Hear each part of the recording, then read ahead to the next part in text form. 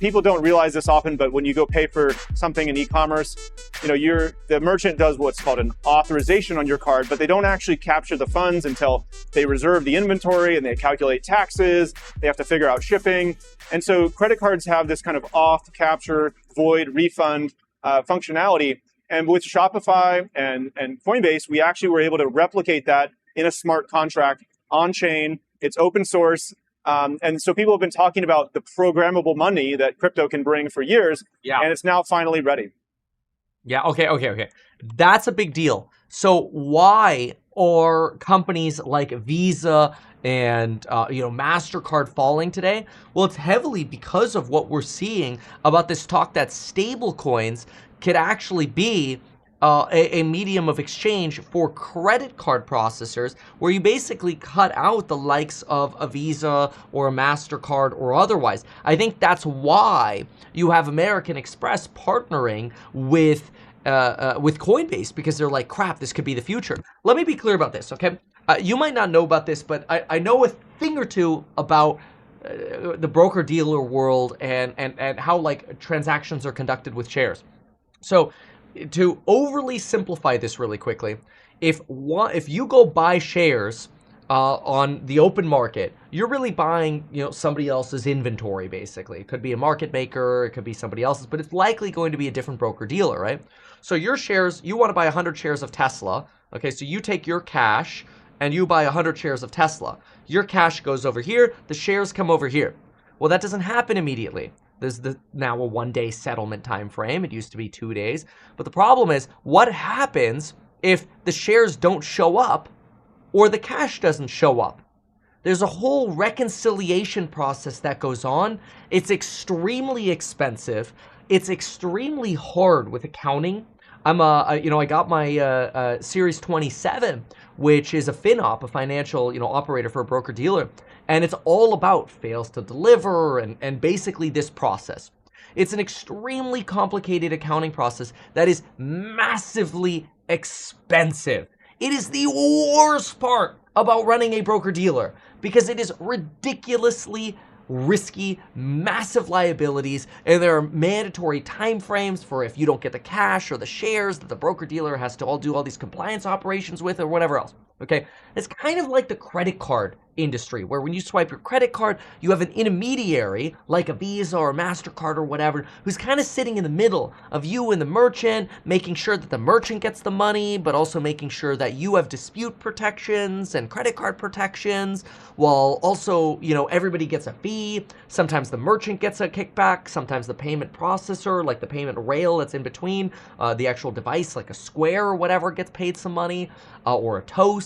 Then, of course, Visa and Mastercard want their interchange fees. And then the bank also wants fees. That's how banks also make money, is doing transactions, right? So everybody takes a little piece of the pie. The reason everybody takes a piece of the pie is because there's so much damn compliance involved in the lag that it takes money to go from one place to another. So why would Visa, a stock that's basically a blue chip, that, is at all-time highs, that is, a massive company worth, $673 billion. It's worth more than Netflix, okay? Because they just print money. Print money, okay? Why would these be falling on stablecoin reports? Well, because the Wall Street Journal just issued a report that large merchants, including Walmart and Amazon, are evaluating how they could use stablecoins to bypass the traditional fees of card-based systems. Huge. Absolutely huge. In fact, HouseHack itself has looked into how we can use stablecoins to more rapidly process people's payments on their bonds. You already know, I'm not trying to pitch this, okay? I'm just trying to set this up so you understand it. We're doing this convertible bond offering where you get a 5% yield and then it converts to stock as long as the value goes up, and you get all of the value of the stock on the upside, right? And because it's debt, you get preferred liquidation rights if there's a downside, so you have downside protection. Again, it's not a pitch for HouseHack, but I'll just say really quick, read the disclosures at househack.com, read the offering circular and private placement memorandum or whatever. It's open to non-accredited investors and accredited investors. Okay, fine. The point is, The process of issuing shares, having a transfer agent hold those shares, and then making the payments to people on a monthly basis for their 5% yield is very tedious because we're putting in ACH information for people so they get their direct deposit. We have to verify that. We have to go back and forth and triple verify it. It's a giant pain in the ass. With a stable coin, the same address that you invested in would just automatically get your yield, and there's no delay. It's instantaneous, right? So that's an example of like how Househack could benefit from stablecoins. I explained how broker-dealers could benefit from stablecoins, I think. I set up how broker-dealers work today. Remember that delay in your cash to shares for $100 this way, that way, right? Pain in the ass. If you use stablecoins, instantaneous broker-dealer transactions. It would plummet fees in the broker-dealer world and actually make the stock market more liquid. Now, why is Visa collapsing? Well, because this is really reasonable. Walmart and Amazon exploring how to use stablecoins? Amazing, as they should. It is so freaking expensive every time you swipe your stupid card on Amazon. You know, they're losing 2.5% or whatever on every transaction, potentially up to 3%. This is why Amazon partnered with, I think, Synchrony Bank and Amazon. Sorry, Amazon partnered with Synchrony Bank and Chase, I believe those two, to offer Prime cards so they could try to cut out some of the middleman and capture some of those fees, but then they're giving 5% cash back, right? So, like, you know, they're really just giving back what they're saving to try to keep people in the ecosystem. But if you use stable coins, you could bypass a whole lot of these traditional fees. So this is why Visa's down, Mastercard's down, American Express is down, PayPal's down, Synchrony Bank is down, Capital One is down, Fiserv is down, and these stocks are like at all-time highs, which makes sense because, again, they print money and they don't really do that much. That's not Mastercard. They spend so much money on advertising because they have so much money. Yeah, Mastercard's down 6% as well. And then, you know, here's Visa down 6.9%. Incredible. Merchants have tried for a long time to adopt payment alternatives to get around card-based systems dominated by Visa and MasterCard. Duh. Where we see potential for risk is that these initiatives could put pressure on interchange economics over time. A stablecoin transaction is more likely to be faster and at a lower cost, 100%, which could advantage third-party networks that have bilateral agreements on interchange with merchants.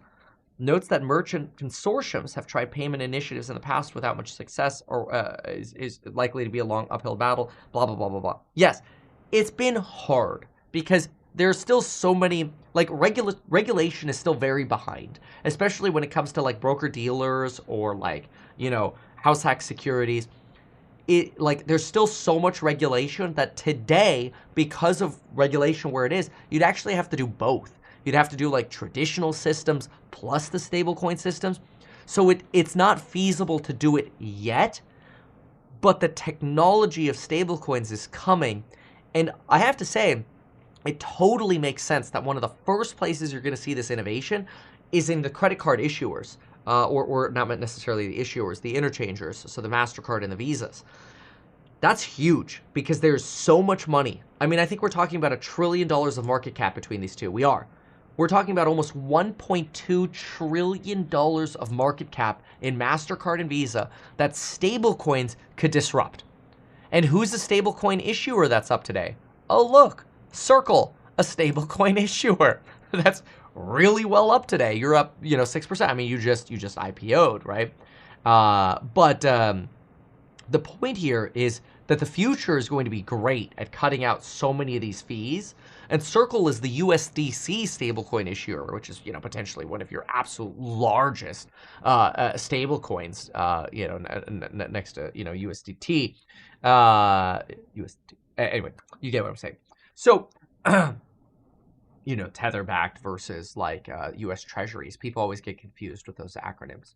But anyway, this is a big deal. Now, what does it mean for crypto? Well, I actually think it's fantastic for crypto because it normalizes cryptography, I should say, for transactions. Now, how does that affect Bitcoin? Probably not so much, because Bitcoin at this point is not so much of a beneficiary of being a payment rail. It's it's seen as an investment, a diversification tool. Some people call it a hedge towards inflation. Some people call it a hedge towards currency risk, like the dollar. Some people call it digital gold. Whatever your rationale is for investing in Bitcoin, that so much doesn't matter here. But what happens is, if people become familiar and comfortable with stable coins, then they become comfortable and familiar with wallets, which potentially makes them more stable and, or comfortable and familiar with cryptocurrency investments like Ethereum and Bitcoin. So that's how you can have sort of like that second order effect that benefits underlying investments that are, on chain basically. And it also makes me interested in this sort of like, what is this here? You've got the, what is this? Earn 4% back Bitcoin. This is not sponsored. Okay, I really should have like a sponsorship in this, but I don't. Earn up to 4% Bitcoin back on every purchase with the new Coinbase One card. They don't say what the limit is as far as I could see here on that, because it says earn up to 4% on every purchase. And then they put the little one thingy. But then when I go to the little one thingy, it just says that it's, issued by American Express. Not all eligible transactions, or not all transactions are eligible to earn Bitcoin. Coinbase may at its sole discretion determine whether a transaction is eligible or not, and they could even deny or claw back funds. Bitcoin rewards can decline in value. The reward program is subject to change. And they don't actually provide the full reward program details here. I don't know if they've formed them yet. Who knows? Maybe they'll come out in the future. But it's interesting. But right now, this is partnering with American Express. But I think the writing is on the wall for in the future them not even to need American Express. You could just issue the stupid plastic yourself, and basically it just becomes a stablecoin transaction, and the device at the checkout terminal knows, oh, okay, we're going to run this through American Express, or we're going to run this through the stablecoin network Circle, USDC, right? I don't know. I'm speculating on that. But it is interesting because this is a game changer, and I would argue that it's one to pay attention to. Now, am I going to say, oh, go and short Visa, it's going straight down? No, I think this kind of stuff is going to take years. But yeah, look, if I were an investor in Visa or Mastercard, this would make me shake in my boots a little bit for wanting to be a long-term holder, because I do think that longer-term innovation is going to cut out all this bullcrap fee stuff. Because what does it ultimately do? What happens when you cut out the middleman? Ultimately, it makes goods and services that you want to buy cheaper. Stuff that you spend money on, like your Starbucks coffee, your Lowe's purchase because you bought a bunch of dirt with your son and rocks, and you loaded up your Cybertruck and you scratched the crap out of your Cybertruck bed, and now you're crying because your Cybertruck bed is scratched up like crazy because you swiped your credit card so much, and all those interchange fees. All the things I spent money on would be cheaper if it weren't for those interchange fees. But the good news is now you look at your Cybertruck bed, and even though it's all scratched up because of all the rocks you transported, you're kind of like, that's all right. A real man has a scratched up bed. So then you start rationalizing.